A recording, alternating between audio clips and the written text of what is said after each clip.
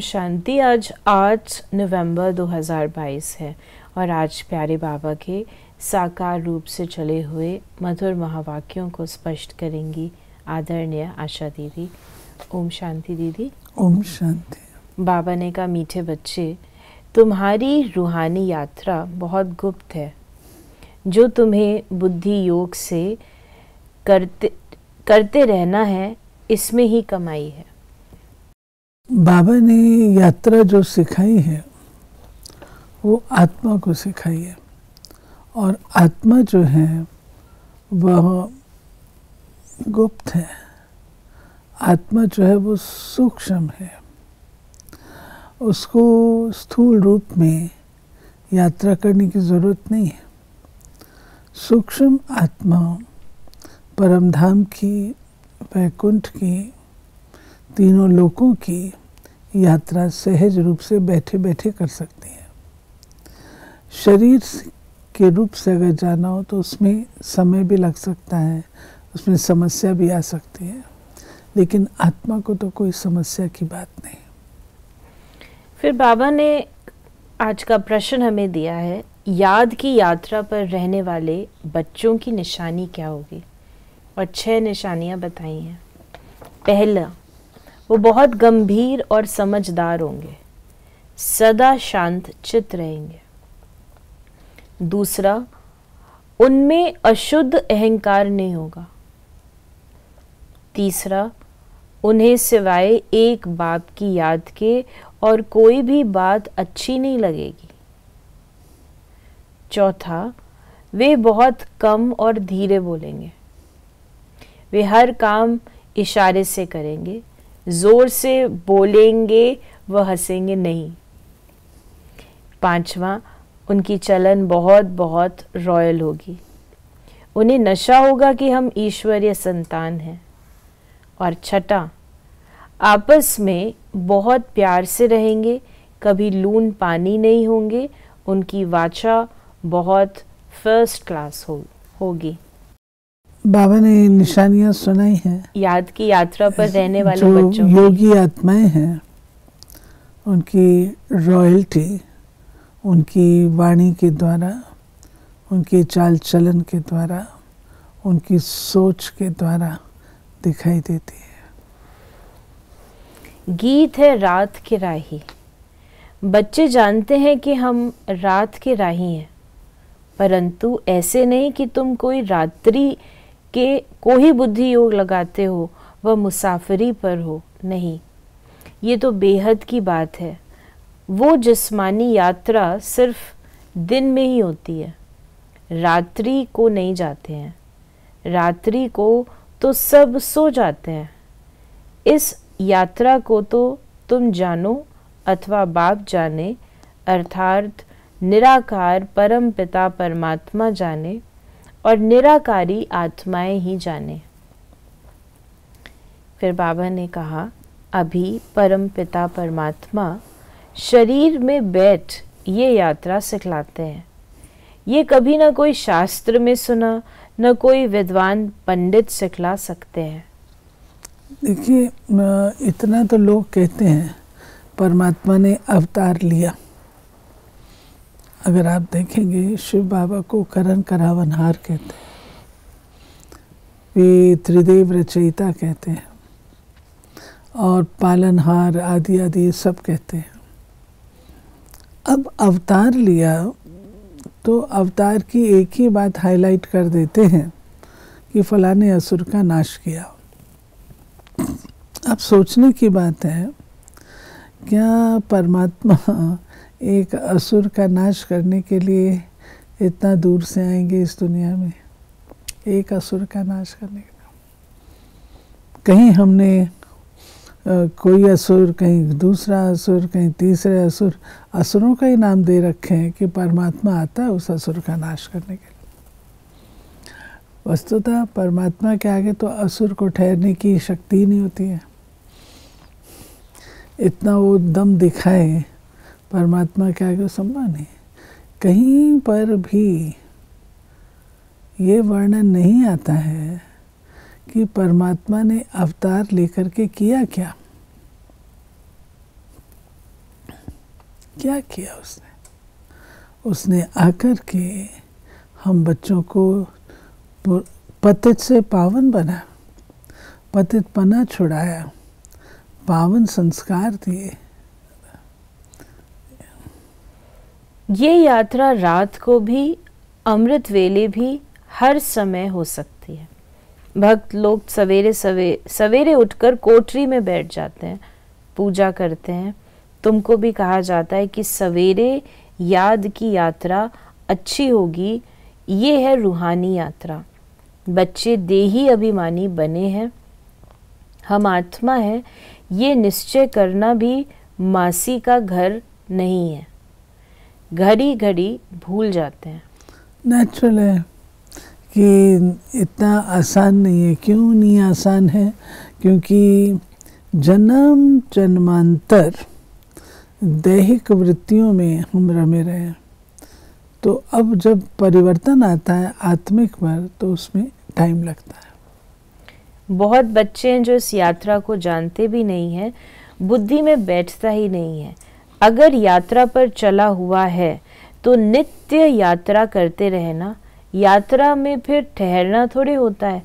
ठहर जाते हैं अर्थात यात्रा करने का शौक नहीं है। तुम्हारी है गुप्त यात्रा, इनका वर्णन कोई शास्त्र में नहीं है। बुद्धि का योग दौड़ी पहनता है बाप के पास, इसमें आत्म अभिमानी बनना है। फिर बाबा ने कहा तो अपने को आत्मा निश्चय करना, ये अभ्यास बड़ी मेहनत का है। ये तो स्वाभाविक है जो पहले बताया कि आत्मा निश्चय करना, क्योंकि देखने में तो बड़ा भारी शरीर नजर आता है।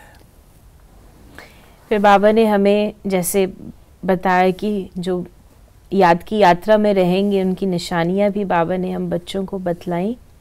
फिर बाबा ने कहा कि बाप आकर समझाते हैं कि इन शास्त्र आदि में भक्ति का ही वर्णन है, ज्ञान अलग चीज है। आधा कल्प ज्ञान, सतयुग त्रेता दिन। आधा कल्प भक्ति यानी रात, द्वापर कलयुग। ऐसी सहज बातें भी विद्वान आचार्य नहीं जानते। तो बाबा ने कहा कि पहले परिचय देना पड़े, परंतु बच्चे ऐसी ऐसी बातें भूल जाते हैं। जो बाबा ने कहा परमपिता परमात्मा के साथ आपका क्या संबंध है, श्रीमत पर चलते नहीं। पहले श्रीमत कहती है मुझे याद करो, 1 घंटा आधा घंटा सिर्फ याद जरूर करो। कई बच्चे सारे दिन में 5 मिनट भी याद नहीं करते। बाबा ने कहा कि टॉक नो इविल, सी नो इविल। बहुत सेंटर्स पर ये जो बाबा बता रहे हैं कि याद में विघ्न डालने वाली या याद हमें मुश्किल करने वाली चीज़ें क्या हैं। बाबा ने मेंशन किया टॉक नो इविल। अगर बहुकाल से बुद्धि योग इन सब बातों में लगा है तो याद क्यों आएगी? हमें अपने आप को इन सब चीज़ों से मुक्त करना पड़ेगा, तब याद ठहर सकती। टॉक नो इविल, सी नो इविल। बहुत सेंटर्स पर अच्छे अच्छे बीके इतना जोर से बोलते हैं जो बात मत पूछो। बाबा समझाते रहते हैं यहाँ तुम्हारा कितना लव चाहिए। सतयुग में शेर गाय इकट्ठा जल पीते हैं, यहाँ बहुत प्यार होना चाहिए। फिर बाबा ने कहा कि कोई तो बहुत अच्छा पढ़ते हैं, कोई 3rd क्लास। गरीबों की लगन अच्छी होती है।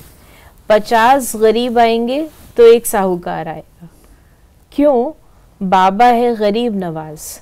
मम्मा गरीब थी परंतु बाबा से आगे चली गई, उन्हें लिफ्ट मिल गई। बाबा ने इनमें प्रवेश किया, ये भी लिफ्ट है। बच्चों को देही अभिमानी बनना है। लक्षण भी सीखने हैं, तब खुशी का पारा चढ़ेगा। फिर बाबा ने हम बच्चों को कहा कि बाबा ने जो कहा है ना कि धीरे बोलना, ये फजीलत है। और आप देखेंगे जब आप थोड़ा ज़ोर से बोलते हैं तो आपको फील होता है, क्योंकि आत्मा के ओरिजिनल संस्कार तो शांति के हैं, और जब आप उसका उल्लंघन करते हैं तो आप अपसेट फील करेंगे, क्यों आपने ज़ोर से बोला, उल्लंघन किया। इसलिए बाबा कहते हैं ये फजीलत योग से आती है। फिर बाबा ने कहा कि सर्विस करनी है, मम्मा भी सर्विस करती थी, बाबा जास्ती नहीं जा सकते, बच्चे कमाई करते तो सर्विस करने वाले हो गए। बाबा को एक जगह रहना है, सबको यहाँ आकर रिफ़्रेश होना है। यहाँ मधुबन में जो आते हैं तो सागर बाबा बहुत अच्छे बहुत पॉइंट्स देते हैं। फ़र्क है ना, भल सेंटर्स पर अच्छे हैं तो भी यहाँ आना पड़ता है।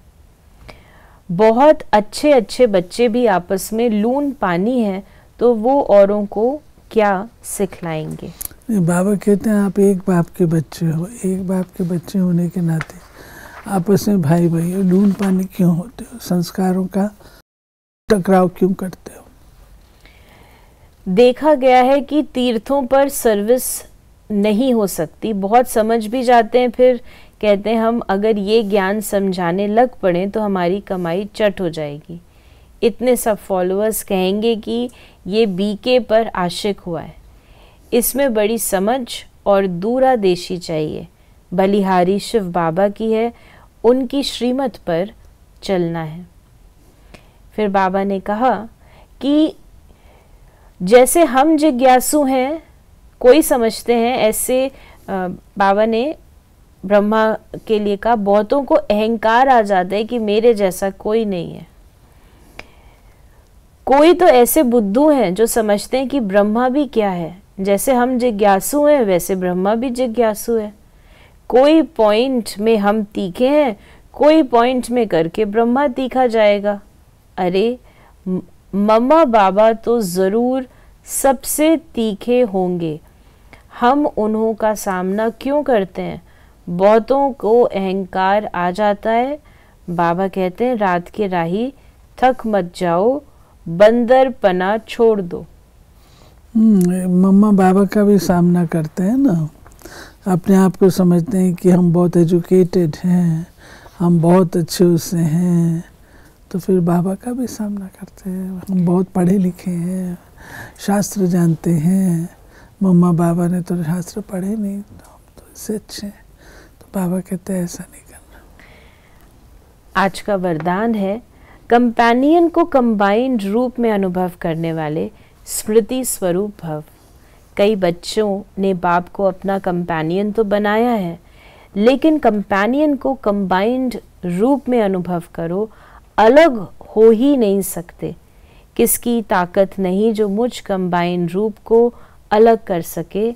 ऐसा अनुभव बार बार स्मृति में लाते लाते स्मृति स्वरूप बन जाएंगे। जितना कंबाइंड रूप का अनुभव बढ़ाते जाएंगे उतना ब्राह्मण जीवन बहुत प्यारी मनोरंजक अनुभव होगी। और स्लोगन है, दृढ़ संकल्प की बेल्ट बांधी हुई हो तो सीट से अपसेट नहीं हो सकते। जैसे देखिए आप फ्लाइट पे जाते हैं या ट्रेन में जाते हैं, कोई ऐसे झूले पे जाते हैं तो आपको कहा जाता है कि बेल्ट बांध लीजिए, बेल्ट बांधने से सेफ्टी होती है। ऐसे बाबा कहते हैं कि तुम्हारी बेल्ट है दृढ़ संकल्प, अगर दृढ़ संकल्प की बेल्ट होगी तो कोई नुकसान नहीं होगा। तो ये थे बाबा के आज के मधुर माँ वाक्यों का स्पष्टीकरण। यदि आपके मन में कोई भी सवाल है तो उसे आप SMS या WhatsApp मैसेज कर सकते हैं 8826599309 पर। ओम शांति।